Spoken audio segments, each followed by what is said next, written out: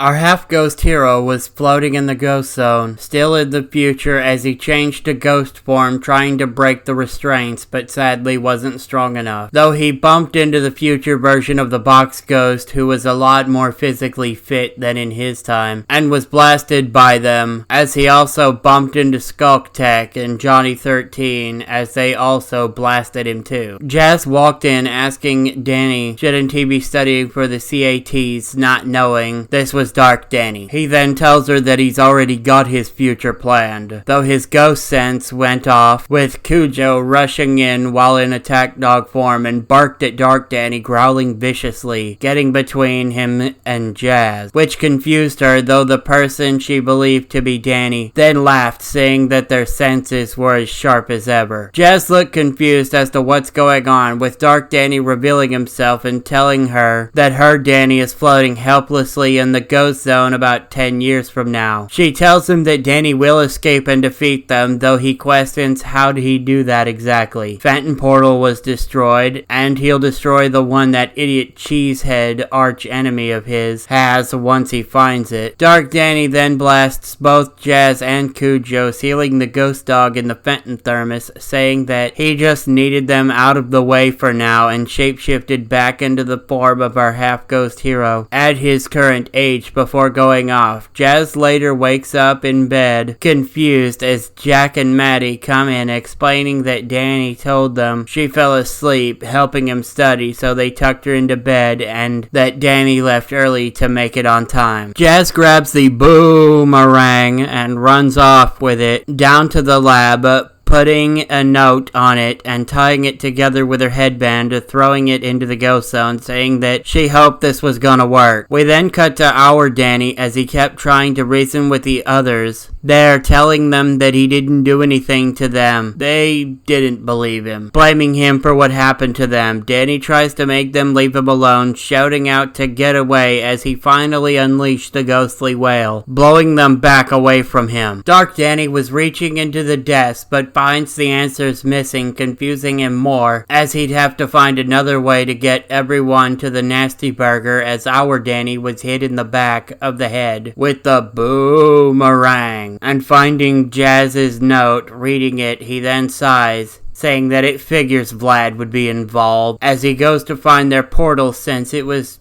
really his only other option for how to get out of the ghost zone. Seeing the giant football, our half-ghost hero says that he's still as subtle as a flying hammer, but pushes the football out of the way and goes on inside. Vlad asking if he'd come to kick a defenseless old man while he's down. Danny questioning what exactly happened to them, and with a sigh, Vlad begins to explain things to him about what exactly happened, telling Danny that they all went so fast there was no time for pain, though he was not so lucky. He was meant to go stay with Maddie's sister, but there were special circumstances involved that brought them to his door. As the only person left that could possibly understand Danny's pain, he'd hoped to help them in some way. They only wanted the pain to go away, so he honored their wishes, removing the ghost half in the process, though there was a problem. Our half-ghost questioned what kind of problem, and Vlad continues on, saying that when he tried freeing them from that pain, his ghost half was free to do as it pleased, and ripped the ghost out of him as well before fusing with it, though his ghost half had a negative influence. As for Danny's human half, things are better left unsaid. They destroyed the castle and began their reign of terror against all ghosts and humans alike. The formerly half-ghost villain then said that if any good had come from these years without powers, it was that he was given time to reflect on how much of a fool he was. Our hero sighing, saying that maybe a second chance is what anyone needs to set things right, and asked if he still had those ghost gauntlets. Vlad used the gauntlets to rip out the medallion from Danny, as he was sent back to his time, as he vanished from the future, the former villain telling him not to make him regret this. We then see that Dark Danny had used copies of himself to kidnap everyone, and used ectoplasm to stick them to the wall of the Nasty Burger. Dark Danny tells them that if it's any consolation, he doesn't enjoy what he's about to have to do, but he'd have to make sure that it happens so he continues to exist. and that he's not the villain everyone makes him out to be. Our Danny then calls out to his future self, flying down and blasting them away, telling his friends and family that he wasn't going to let that evil future take place. Both our Danny and his future self begin to fight as our Danny puts the Spectre deflector on his future self, making it zap him as our hero then whistled to Cujo, telling him to save the others. Barking in his attack dog form, he goes to do that, helping to try to pull them from the wall. Getting frustrated with the ecto energy, instead just broke part of the wall they were all attached to and picked it up in his teeth, running from the Nasty Burger with everyone still stuck to the wall as he carried it away. Dark Danny then ripped off the Spectre deflector, asking Danny what made him think he could change his past. Our half-ghost hero then tells his future self it's because the future isn't set in stone. He can take a different path and change the story as he blasts his future self as much as he could. But the ray began to fizzle out with Danny looking physically ill. Dark Danny goes to attack, and our hero then throws that cube thing Vlad and Skulker used on him a long time ago, trapping his future self inside as he continued to breathe heavily with Dark Danny looking on at him, saying that his past self was out of balance. Danny telling them maybe so, but he wasn't going to let that stop him from saving his family and unleash the ghostly whale. This caused the cube to explode and knock back Dark Danny, though he says that he doesn't master that power for another 10 years. Our hero tells him that time is up as he goes to use the Fenton thermos to capture his future self, though they blasted a ghost ray at the Nasty Burger, making it explode, having not seen Cujo managing to free everyone by taking the whole wall with him. Capping the Fenton thermos, Danny sees the damage and freaks out, though Clockwork appears, telling Danny that everyone was fine, and gestured over to Cujo, still pulling on the ecto energy that was sticking the group to the wall, trying to get them free. A little further down the street, the Ghost Master of Time saying that he's got a very smart dog there. Danny then questions what happens now, and Clockwork explains that the observants look at time like they are watching a parade, one thing after another passing by in sequence right in front of them, though he sees the parade from above, all the possible twists and turns that it may or may not take. He'd given everyone else a second chance, and now it's his turn. Returning Danny to the test time, the Ghost Master of Time let him take over from there before vanishing, taking the thermos with Dark Danny in it with him. We cut to later on, after the test, with Danny asking Jazz how long she'd known, holding up the note she'd left for him. His sister saying that she'd found out during the incident with Johnny, but she wanted him to tell her of his own free will because it was his secret, though Danny tells her that